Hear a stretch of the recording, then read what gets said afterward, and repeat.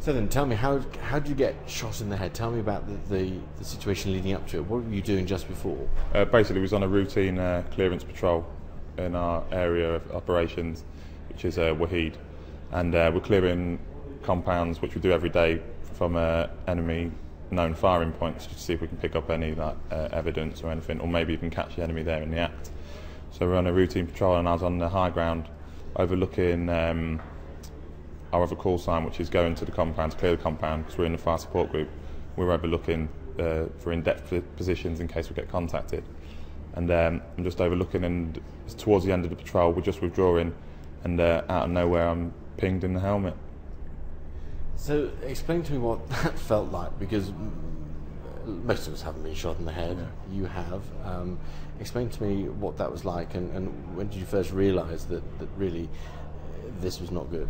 Well, I knew pretty much straight away that I'd been shot in the head, because you know the sound. You notice the sound of when rounds whizzing past your ear. You hear the loud crack. But obviously it was a lot louder as it hit me in the helmet, and took me back about 3 metres. What was the feeling like at that point? Didn't really feel like I was dazed, and obviously I'd known I've been hit, so I was just trying to check myself initially, but the boys was like holding me down, keeping me still, because obviously it's a headshot. They want to make sure like it hadn't penetrated my helmet and done any further damage, which luckily it didn't. But how would you describe the actual moment of impact? What sort of reference would you use to draw an analogy? Well, the force of it was, I compared it to when I crashed my motorbike years ago head on into a car. That was pretty much the same force. Did it hurt? Yeah, yeah. Yeah. And what about your own mortality at that point? You know, taking a shot in the head, a lot of the time, most of the time, I would have thought it's fatal. Did you have thoughts about your own mortality at that point as you were being checked over by your colleagues? Yeah, of course you do. Afterwards, pretty much straight afterwards, and when I got back into the fob, because they withdrew me straight away, took my helmet off and actually saw the round myself, you do begin to think, you begin to question about what you're doing and stuff like that, because obviously it's going to affect you in some sort of way, and it's not natural, is it? And what was your reaction when you actually looked and saw that the bullet had gone into the helmet, but had actually lodged? You could see the bullet, but it hadn't gone through your skull.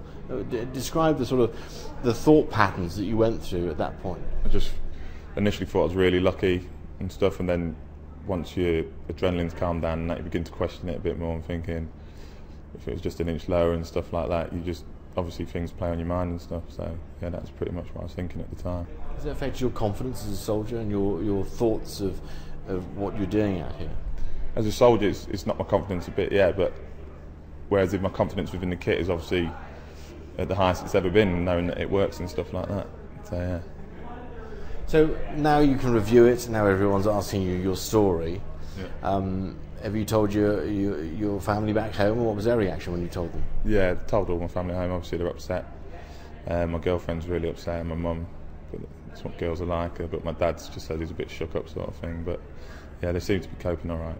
What was their reaction when you told them? Describe the conversation. Obviously my girlfriend and my mum were crying, but I think that's just generally what would happen. I think when I'm older and my son was, if he's ever in the army, if I ever get a phone call like that, obviously I'm going to be a bit shook up. It's not one of them things you expect to hear, is it? And what about the injuries? What injuries have you sustained as a result of this? Slight whiplash and some concussion, and just a little nick on my forehead there from where the round stopped and just nicked my head, sort of thing. And how lucky do you think you are to be alive? Very lucky. With the gunshot wounds to the head that we've seen where they've hit one of our helmets, almost every single case has survived. Sometimes with head injuries, but almost always survived. The gunshot wounds to the head where they haven't been wearing their helmets have been uniformly fatal.